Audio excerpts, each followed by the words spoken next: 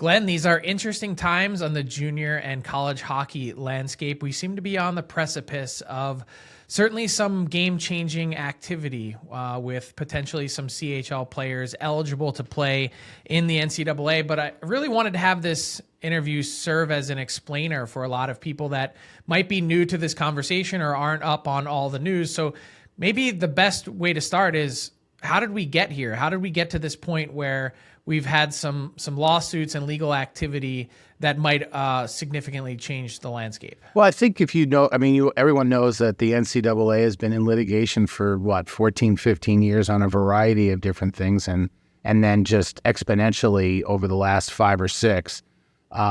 So I think everyone in sport seems to think that litigating is always the pathway, to correcting their need, their wish, their want. So it's unfortunate, but I think, like everything else, it may seem you're on a precipice of something, but the reality is we all know how to adapt and adjust, irrespective of the sport. I certainly think for hockey, because we have a unique development path, certainly for college athletes, if you look at every college sport, they're all basically fed by high school sports. And then below that, the youth travel, and for every sport, whether it's basketball, baseball, football. So for hockey, it is unique. 95% of all Division I hockey players will play junior hockey before entering college. And many of them will enter with still junior eligibility remaining. So I think it certainly creates some interesting challenges for everyone. How does college hockey begin scouting another 60 teams? Right. So there was some legal activity that I mentioned, but also certainly some movement, it seems like, by some college hockey coaches and or the Division I council that kind of maybe spurred this on or sped it up a little bit further. To the best of your knowledge, where do things stand right now?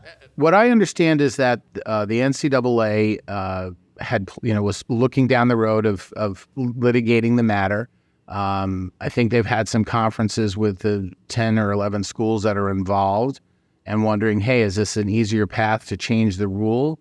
Obviously, something they were supposed to vote on this, I believe, a week or two ago when the Division I council met, and they've since pushed that vote off into November now, and possibly even further. So we'll see. Obviously, there's additional conversations still happening.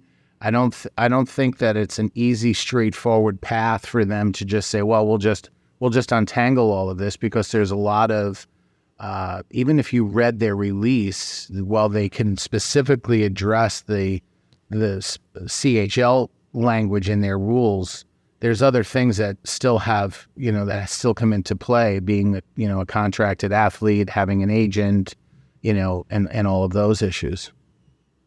Yeah, and I'd like to get to some of those, but obviously, you wear a couple different hats in the hockey world, but most prominently as commissioner of the USHL. So from, your vantage point and your perspective, how would, changing the landscape like this, what would that look like, and how would that impact the USHL?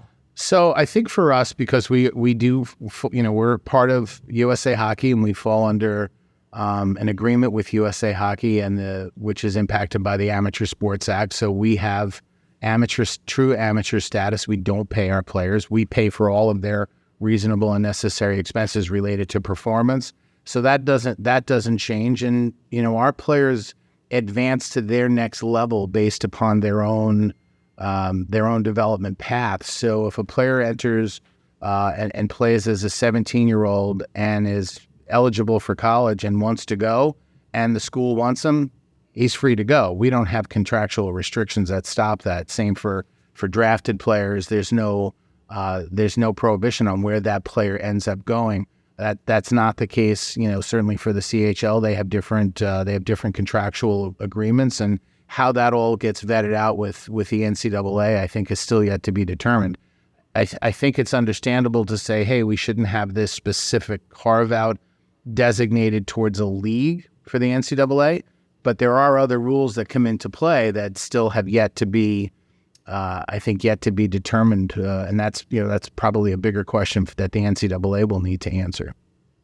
Sure. So just to be totally clear, a player goes to play in the USHL. What is covered under reasonable expenses? What goes in his pocket, so to speak? There's absolutely no money that goes in the player's pocket.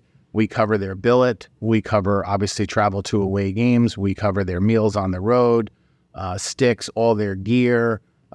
So all of those related expenses to their performance, from jerseys to swag to equipment bags, all of the things that you would expect to find, their training, their coaching staff. There's a list of Tier 1 criteria that have to be met, strength and conditioning coaches, and all of those elements that make up the Tier 1 standard. Those are things that we cover, and that is part of our contractual agreement with USA Hockey. So that is, as you've noted, and everyone listening would nod their head, yes, that is purely amateur hockey. And it seems like to me right now, that's really kind of at the root of this entire thing is how do you define in 2024 or 25 what amateurism is? Is that an outlandish thing to say or ask? Shame on you, Frank, for asking such a, this is a well-guarded secret. I think that the target of amateurism is moving. But I think certainly the NCAA has to look at the changes that they are going through, and how it impacts within their universe. And NCAA competition is one set of standards. People conflate NIL. Well, if you can have NIL deals prior to entering college, NIL has nothing to do with you being compensated for your performance on the field. It may be related to the fact that you're a notable talent, but it has nothing to do with how you are compensated on the field of play. And so there's a lot of things that get conflated in this argument that separate amateurism from professional. If you are compensated, and I would argue, potentially under a collective bargaining agreement, if you are contracted, those are things that are elements of professional performance, their labor practices and issues like that. So I think those are things that the NCAA, there's some litigation. There had been some litigation over wage, claims in other leagues, and those are not challenges we have because we are amateur and we are protected in that lane under the Amateur Sports Act. So I think those are things that the NCAA will continue to grapple with and change. I think it's really important for the NCAA to understand that what you do in your universe is one thing, but structuring your rules and how pre-enrollment behavior is conducted is a completely separate thing. The NCAA should be doing everything in their power to support the amateurization of sport, not the professionalization of sport prior to enrollment. We all understand once you're in college, the rules change, but don't change them downstream. Because what's next? Are we going to start paying high school players and then middle school players? Because that's where it leads. What's the difference then? But isn't that exactly how we got to this point, though? Isn't that what opened up the Pandora's box was NIL? I think it becomes pretty hard to differentiate between, because there were some disparities that if you're an athlete, you couldn't work, you couldn't be paid for work away from the sport, but a student there at the school could. Well, wait a minute, that's kind of problematic. And then how do you discern between an NIL versus somebody that is hired by a local car dealership to be their spokesperson? Why can't a baseball player, pick any school for Seton Hall University? Why can't that baseball player be a spokesperson for a local car dealership? It has nothing to do with their performance on the field. And I think the courts they've tried to delineate those issues. It's still left for the NCAA to determine eligibility inside the NCAA and your behavior prior to. So those are, I think the lawsuit that is, they called it a boycott. We all looked at it as an eligibility requirement, and we structured our rules within USA Hockey and so on around those eligibility requirements so that we're always protecting the player's ability to make those choices when those choices become available. Okay, so not to put the cart before the horse, but let's say that the pre-eligibility rules do change because it seems like we're heading in that direction. Would things change on the USHL end as a result of that? Could the USHL adapt and say, you know what, if they're doing it and their players are still eligible for NCAA, then maybe we should change what we're doing? I certainly think it can change. I think we'll probably stay in the lane of amateurism with an understanding that NIL is at our disposal. We have very resourceful owners. And again, I think if you take a look at the product, there are many leagues in North America that are college eligible junior leagues. Far and away, the USHL and its 16 teams account for more than 50% of the Division I hockey players right now. That's an enormous, contribution to Division I. I don't see that changing demonstratively. Sure, some numbers will shift over time, but our pathway is very clear that you not only can get to Division I college hockey from here, we also have the best draft record of any other league in the world over the last 5 years. I mean, it's a substantial number. It's about 193 players drafted out of the USHL over the last 5 seasons. The next closest league is 30-something draft picks off.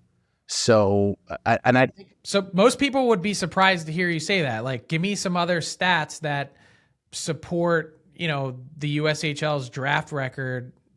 Everyone knows it's an unbelievable pathway to the NCAA, but I think some people are kind of, especially Canadian hockey fans that might be listening to this saying, wait, what did he just say? So I actually, it's funny, I had an occasion, I was asked by an AAA Hockey Association to make a presentation about the USHL to their parents and players. And in the audience of this was a NHL assistant coach. And didn't realize that he was in the room. And I made my presentation, illustrated all the numbers. And this individual played, in major junior. And he came up to me after the presentation was over, said, "First, thank you for doing this. It really was enlightening as a parent, but as a hockey professional, I'm really surprised at these numbers. And I didn't realize just how good the USHL had gotten." And I'm sure that's probably the case for a lot of people in the sport, because you get in a lane, you know what you know, and you don't know what you don't know. And so it was, even when I always knew the USHL was a good league. I personally didn't realize it until I started interviewing for the job and doing the research myself to see where it was at. So I was pleasantly surprised too. I don't think those things change. We have very competitive owners that want to be able to compete for the very best players, and that will continue. Our draft numbers will continue to be good. We have the full-throated support of USA Hockey. I know that for certain. And so I think from that, sure, they'll be, people don't get upset about the 24 players they got. They get upset about the one they lost, right? That's always the focus for coaches, GMs. And I think overall, though, I think, we're going to continue to win the battles that we're winning. You've seen some interesting moves this past week by some of our teams that they're reporting on, which is terrific. And those things will continue to happen. Like, everybody's well aware of the landscape with the NCAA, but we've created a really good path that develops excellent student athletes. I think College Hockey Inc. reports on the academic success, the graduation rate, 93%. Men's hockey is always in the top 3 from academic performance and for graduation rate. That's not by accident. And so I can tell you our organizations take great pleasure, to see Macklin Celebrini 1 year out of the USHL, the youngest player in college hockey last year, and gets drafted out of BC. We'll celebrate that player's success out of out of Boston College, an alum of the USHL, as much as we will celebrate any player that's drafted direct. So that's a big moment for everyone. So I'm not so sure that exists, or that's a mindset that would be, okay in other places. Yeah. My friends at BU would be upset, though. You did say he's from BC, but we have to say Sorry. Macklin Celebrini at BU, BU, and I my know you knew apologies. that. Yeah, so we couldn't let that slide because of the rivalry. But we'll get on to some other things, including I want to talk academics in a minute. But since we were on the topic of the NHL and preparation for the NHL, the NHL has a big role in kind of what happens next, in the sense that, yeah, these governing bodies are going to make their decisions, but ultimately the goal for a lot of these players is to end up in the NHL, and there's the CBA and the CHL agreement and everything else that comes with that.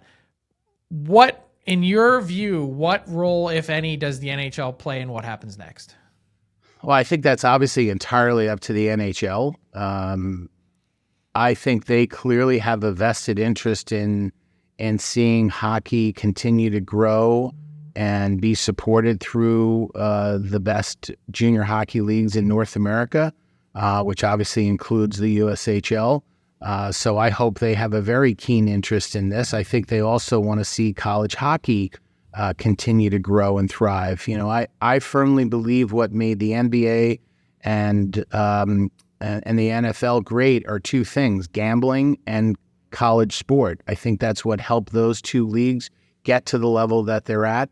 And I think the same for hockey. They've figured out the gambling aspect, and now we've got to see college hockey, continue to grow. I think with seeing Tennessee State, come on board, and I think we need more of that. And I think that's a key. Growing college hockey college hockey right now is actually, from a revenue standpoint, is the third highest revenue sport in college sport on a per team basis. Yes, football and basketball generate a lot more money, and there's probably a couple of other sports that generate more money, but that's because there's more teams. There's only 64 teams at Division I men's hockey. I think if you can continue to grow men's college hockey, it will support the overall system. So we know that the NHL, going back generations, has a deep relationship with the CHL. I believe this was the last CHL agreement a while ago that we saw in public light, that the NHL was paying the CHL upwards of $15 million a year. What is the NHL's relationship with the USHL in comparison? Well, I think it's a slightly different structure. They have a grant program with USA Hockey, which some of that helps support the USHL. And then we have an agreement. It's called a tripartite agreement with USA Hockey, the NHL, and the USHL, which directs funding into specific things that the NHL wants to see. And in all fairness to the NHL, they've given me a little bit more latitude on some of the things that we asked to spend the money on than they have in the past. And so that, I'm grateful for. And we want to continue to prove that to the NHL that we're worthy of that investment and more. As I said, without the benefit of years of that kind of funding and obviously not being part of a collective bargaining agreement, we've accomplished so much, maybe a bigger investment than is warranted. And I think that would be terrific. It's certainly, look, we talk to them about it, fairly regularly, and they listen very intently, and they have been very helpful in other ways that get tedious. There's been a couple of, copyright issues and things like that they've helped us with, and they've been a great resource, and they're always willing to listen, and that matters a great deal. One of the things we always hear from the NHL is we got to grow the game, and we're always talking about ways to continue to do that. But I guess just maybe as an American here, sitting back saying, why is it that the CHL has continued to be propped up by the NHL? And look, it's a tremendous business model that stands on its own 2 feet, but they do receive a lot of support. Given the draft record that we just talked about, why isn't the USHL put on level ground with them? Well, again, I think this is a question that certainly the NHL, should be asked, and it's on them to determine that. As I said, I've only been on the job a year and a few months, and I can tell you with all certainty, We have moved the needle with the NHL over the last year from that standpoint, and in other ways. There's been some other flashpoints that have been really significant. The National Team Development Program is a member of the USHL. They play in the league. For the longest time, they were identifying that the 18 team plays in the NTDP league. And I would ask, well, what's the NTDP league? There is no such league. And they have finally changed all of that, and they recognize the USHL as the league that they play in. When they announced draft picks this past year, they announced it from the USHL and the National Team Development Program. Those were important things. Those players all develop in the USHL. And then for some of those players, they don't go direct to college. They end up playing another year in the USHL on a USHL team, which is, that's a good thing. Every player's pathway is different. And I think that's what's so unique about the USHL. And I think the NHL recognizes that we welcome a player's advancement at their appropriate pace. 1 year, 2 year, 3 year, you could be a 4-year player. We don't have any guardrails on that I think best serves the athlete, that they can advance at their own pace. And when I asked that question, I obviously, you feel strongly about the product that you put forth at the USHL, but maybe I perhaps made it sound more adversarial than it needed to be, in the sense that you're in regular communication, I'm sure, with the CHL and their executives and some other league executives. Is there a chance here? Is there a door open at some point potentially for more cooperation cross-border? Well, again, I don't want to talk out of school, and I will tell you that all of the commissioners outside of Dan McKenzie, who runs the CHL, Dan's been there, I guess, 5 years now. All of the league commissioners are new. Dan Neer is new.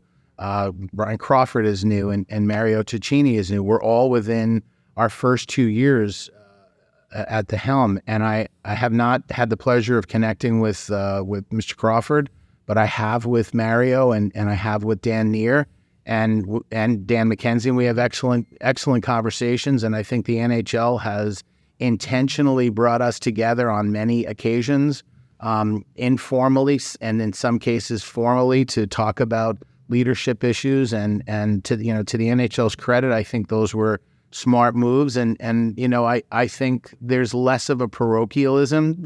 Look, we all are interested in the success of our own individual leagues, right? Which is why I'll sometimes defer these questions and say, hey, like, that's probably something the CHL or the OHL or the WHL should answer. I certainly have my own thoughts about it, but I have had what I believe to be productive conversations with them. I will sometimes tease them about, check my mailbox today, guys. I was looking for our Memorial Cup invite, and they laugh about it, and it's good, but they also know that it's a serious conversation. And I hear repeatedly from NHL scouts that our teams are certainly capable of competing with all of their teams. And I think obviously our draft numbers would indicate that to be the case. Win, lose, draw, whatever it is, ultimately our responsibility as stewards of the game is to make hockey the first choice for the very best athletes in the world. And that's not the case right now. It may be in Canada overall. But even that's changing. And that is changing. It is not the case here in the States. When you think about how a player accesses, how a young, aspiring 3, 4, 5-year-old athlete, what's their first experience? It's in their hometown. Well, and unless you're in Minnesota and a handful of other places, there isn't a rink around every corner in the United States. And that should be, it's a lofty goal, but that should be the goal, is to get more rinks, get more access. We can hand out free equipment all day long and say, come drive 40 minutes, 50 minutes, in some places an hour. At some parts of our country, it's an hour to the closest rink. We can hand that out all day long. We won't make progress until there's more rink growth. And that's what we need. Ballparks can pop up anywhere. Basketball courts can pop up anywhere. Lacrosse, soccer. You just need a field. But for us, it's an intensive cost, and inspiring municipalities and governments to build rinks is part of that. Private investment. There's some private groups out there, private equity groups that are buying up distressed rinks, rehabbing them.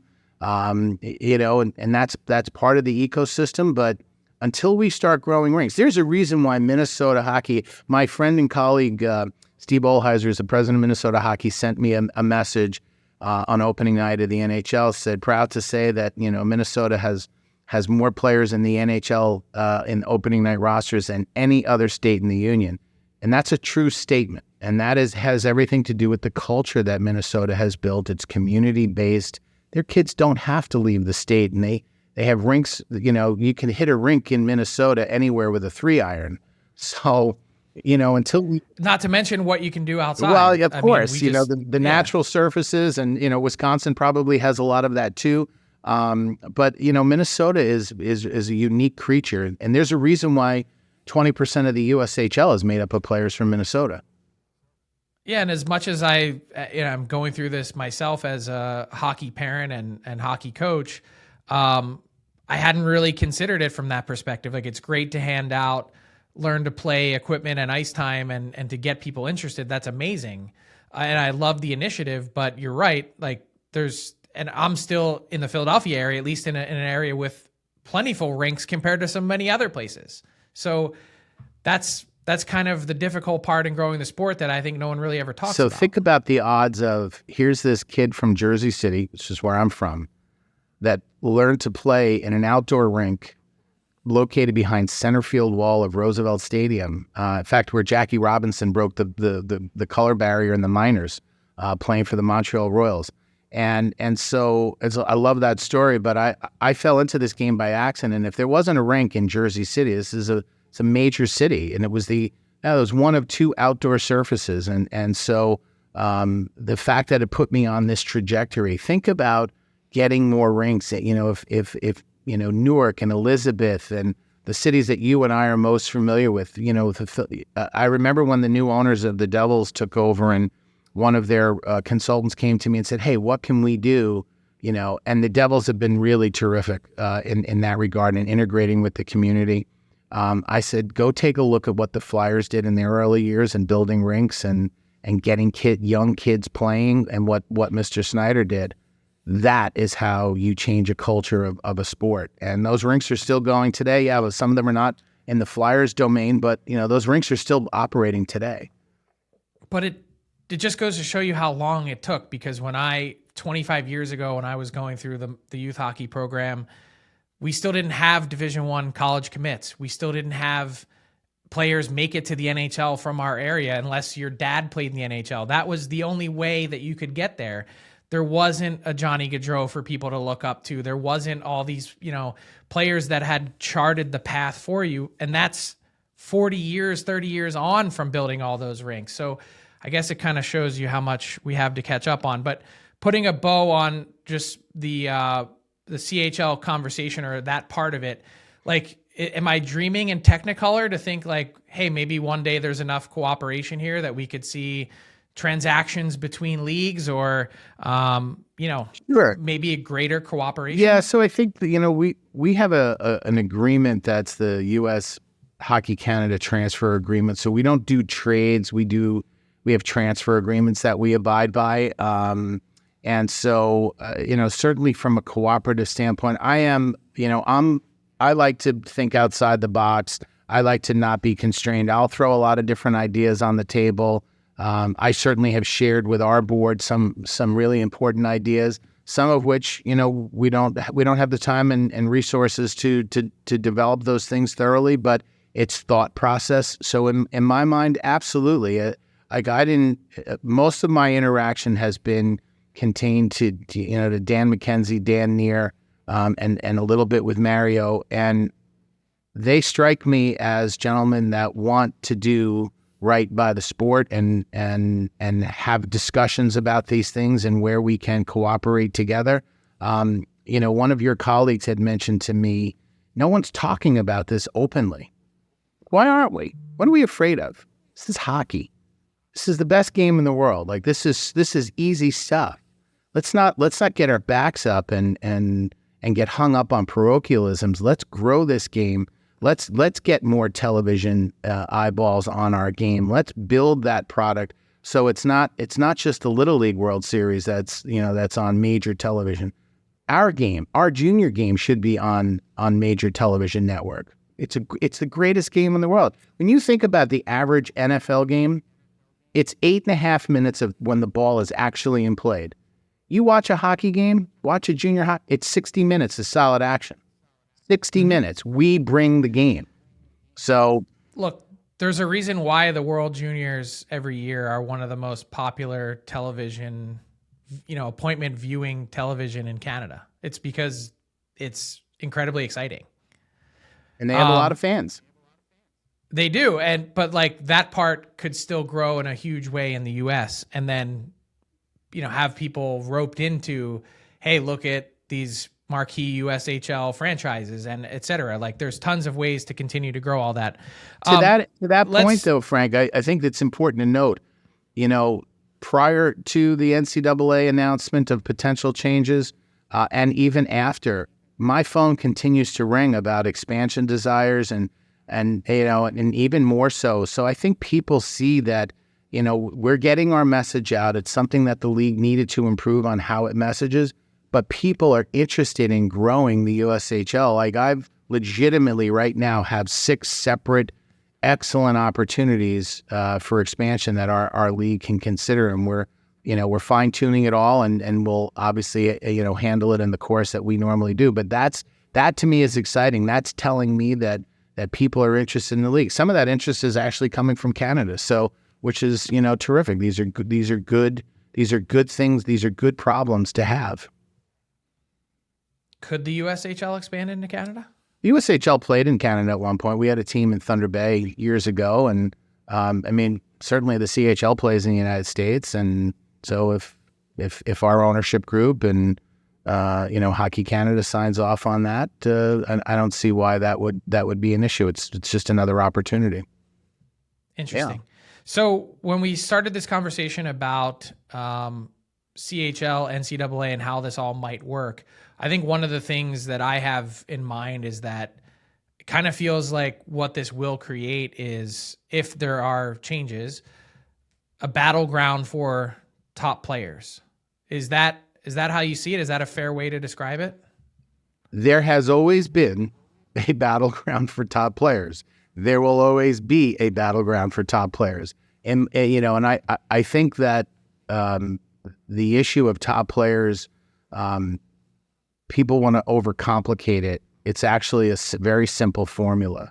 And if we continue to follow that formula, we'll continue to get first, second, third round draft pick players that we'll compete for and get, because we're really good at what we do. And I think that's, I don't think that changes irrespective of what the college rules are. I think that's will always be the case. Our GMs are highly competitive people, as is any league at this level, as is our owners. So they'll develop the resources to be able to address this and be able to compete for the very top players. There is because you're in youth hockey, you see this all the time. Go take a look at all of the top teams at 15U, 16U in the country. They've got players from all over the world on those rosters. Why? Isn't there enough No, but you see kids leaving states that have top 10 teams to go play in other states that have top 10 teams. Why? Because kids want to travel. You left the junior Flyers last year, so I want to go and be on the road and be in a billet house, and that is the nature of our sport. We have this quirky culture, and so there'll always be Canadians that want to come to the States and play, and there'll always be Europeans that want to play in the U.S. and Canada. It's just the nature of our sport. We have a transient crowd of top players. They don't want to be home. They want to be somewhere else. And we've got the product to be able to make that work. So that's the battleground for the top players, but how would you see what would these changes mean for the lower level players that are in the CHL and in the USHL? So it's churn, right? You know the term churn. You talk about it in when businesses are competing for other customers from competitors, if you will. And so if you look at this universe of top players in just North America, you're looking at a universe of roughly 2,500, age eligible players from 16 to 20. Let's even expand it to 3,000. So they'll be shifting and whatnot, but you can achieve uncommon results with that grouping of players. Doesn't matter where you put them, just make sure they have the best coaching and the best training. And those are things we're working on a daily basis. I mean, I'll just share one idea not an idea, something we executed. We absolutely brought all of our strength and conditioning coaches together, brought them into a summit, had Michigan's strength and conditioning coach, Detroit Red Wings conditioning coach, started sharing best practices because we want to make sure that our athletes are being trained under the best possible circumstances. And so we're going to continue to do those things on nutrition and mental wellness, and all of those areas that will create a competitive edge for our league. And so when you look at that universe of players, some coaches can take, a group of average players from that universe, and they can win leagues with those players because they know how to compete. They know how to put a team together. And, I look at some of the coaches that we've advanced, Jim Montgomery, John Cooper, Derek Lalonde. We've had some incredible coaches in our league, and then a bunch at the college ranks, and a few that have just left us this year, Mike Leone, Kirk McDonald, and they're all coaching at higher levels. We attract great coaches, and we're going to continue to do that. And I think that's the important part. We're going to continue to do our job as developers of elite, athletes, both on the ice and as well academically. We have all of those tools already in place. So we're going to continue to do that. We're going to continue to perfect it. I don't think it impacts, the third and fourth lines. I think you'll see some churn, and you might just get a different player, and that might not have come or might have had an opportunity elsewhere. And so I think you'll see some movement that way, but it's going to be the same grouping of players. So you mentioned academics, and I feel like the USHL is really well equipped to prepare players with all the NCAA clearinghouse and education requirements just to get into school and be eligible to play.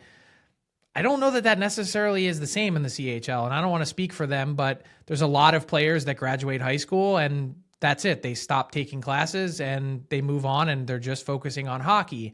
If this world is opened up to CHL players playing in the NCAA, will the USHL have a leg up in terms of just pure academics and getting players into school? Well, I know that our teams, when I've gone on visits to our arenas, I'll come in even on a non-game day and I'll observe what's happening, and I see the players in classroom session, with a proctor, and so I do know that that's an aspect that our teams take very serious, because the last thing they need to do is have a player that is being committed to a school and then academically, the old expression, a commit is not an admit. I think our teams are really adept at making sure that players that get committed also get admitted. And that is, I think that's a cornerstone of things we've been doing for decades as a league. So I think we're well equipped to handle it. How anyone else chooses to handle it remains to be seen. And, again, I think the contract issue is really important. We don't have our players under contract. And so those players will be able to advance at the time that is most appropriate for them, and obviously most appropriate for the school. The school's going to know, can the player get into the school? And so I think we are uniquely positioned to be able to manage that. And as I said, 50% of college hockey is made up of USHL alums. So I think we're going to just continue to be able to do that. Agents have been a hot button issue in NCAA eligibility for a long time. Call them advisors, call them whatever you will. Could you see the NCAA's stance changing on agents? Will it still be a means for disqualification as it has been? My understanding is that I have not heard that is a topic of conversation. In other words, a modernization of that particular aspect of the rules, so that may stay in place. And if it does, as well as the vicarious professionalism, then I think a lot of this conversation about, about CHL eligibility may not matter, but it all boils down to whether or not, they choose to make changes to those rules. I have to believe there's a reason why they paused last week and said, we need more information. So I'm actually going to be meeting with the NCAA at the end of this week. So we'll see where that conversation goes. And I'm sure it'll be informative for them, but I think that's part of their internal discussion as to how they handle those things. It's not just how it impacts hockey, right? It impacts everything in all of their sports. So I think they just won a case last week. It was a tennis case that was seeking injunctive relief. And it got a lot of media attention in so much that it was a case that the NCAA won. So we'll see how that particular case moves on. So, but it was related to taking prize money in an individual sport. So it's still top of mind for them as to how that impacts how it will impact eligibility, I would believe.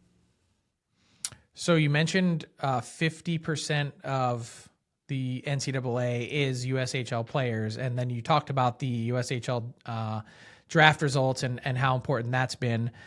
Could you ever see a world in which NHL teams draft players out of college hockey, sign them to contracts, and then are able to be sent back to NCAA hockey?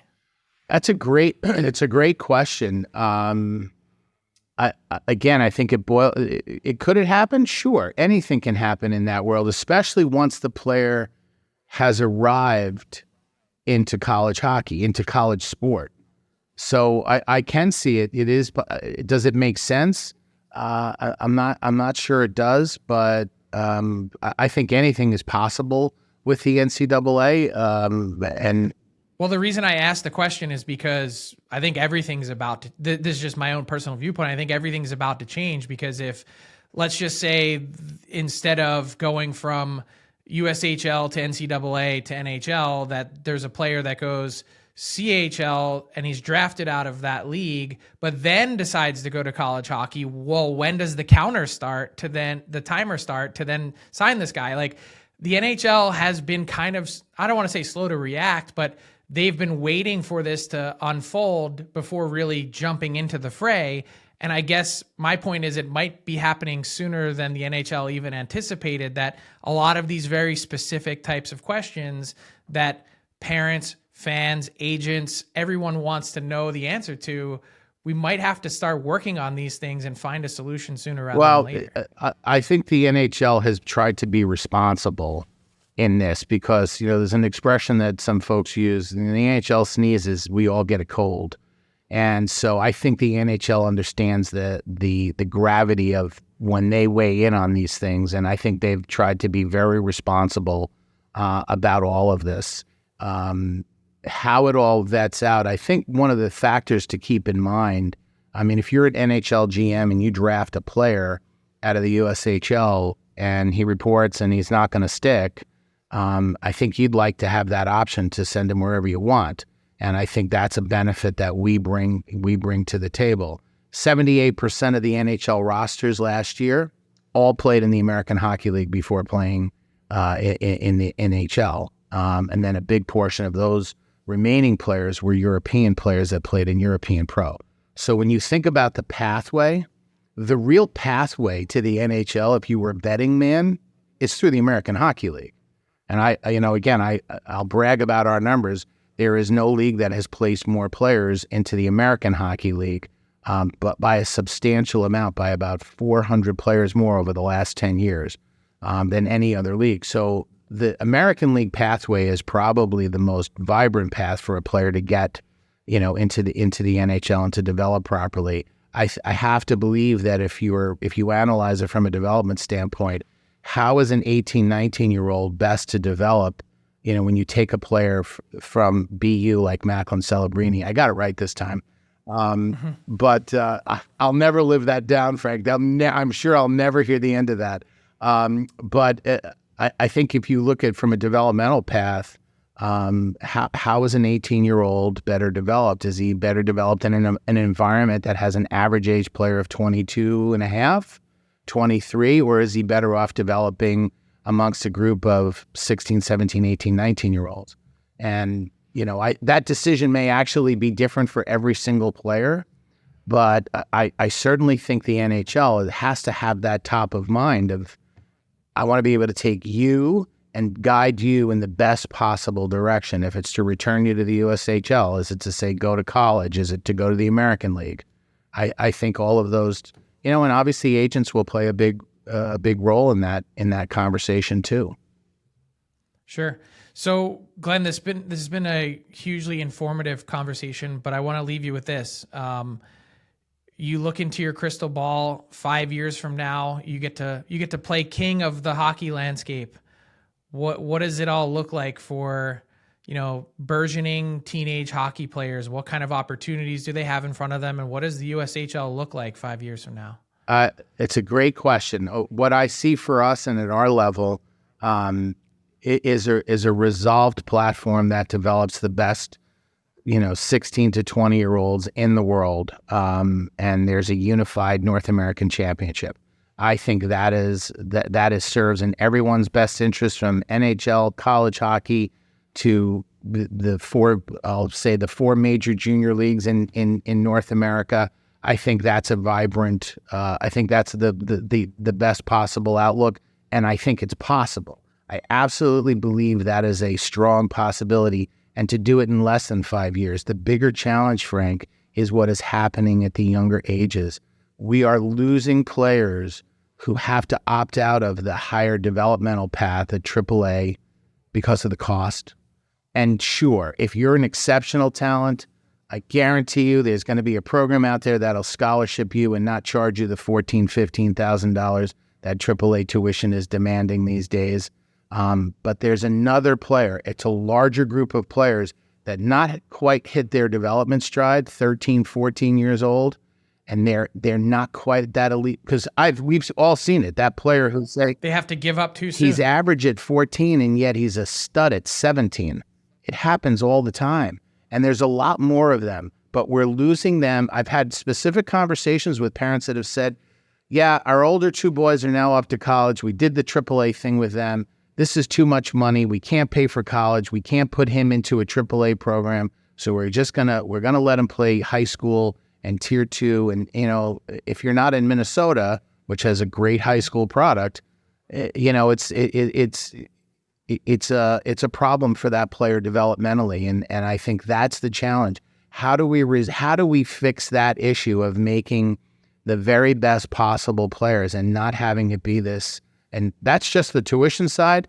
When you add in the 17 tournaments that these teams all want to go to, it's another $10,000, $12,000 in travel costs. I don't know how families do it. Like, if I think of my son is 31, I think about him coming through this system now. Like, I don't know if I would have been able to do it at this stage. It's a lot of money. It's a huge commitment. So I think that's the bigger challenge to solve. And does it end up looking more like some of the European model where the NHL teams are doing a full top down? I mean, that's certainly, I know that idea was bandied around a while back, and maybe that gets a resurgence so that players don't get lost. And I think we're losing a lot of players that don't get that opportunity to actually develop and then hone their skills so that they are a true elite player at the time when they can hit their stride. Well said. Glenn, love your vision and your conviction, and certainly your openness to engage in a conversation like this. I think this was so great for so many people to hear, and really appreciate your time. Best of luck with the USHL. Thanks so much, Frank. Appreciate you having me. What's up, hockey fans? If you enjoyed that video, then you need to be hitting the subscribe button right here at Daily Faceoff. Exclusive interviews and analysis from our hockey insider Frank Seravalli, fantasy updates from Brock Sagan, and a daily live show at noon Eastern, Monday through Friday. You don't want to miss any of the fantastic content, so hit that subscribe button.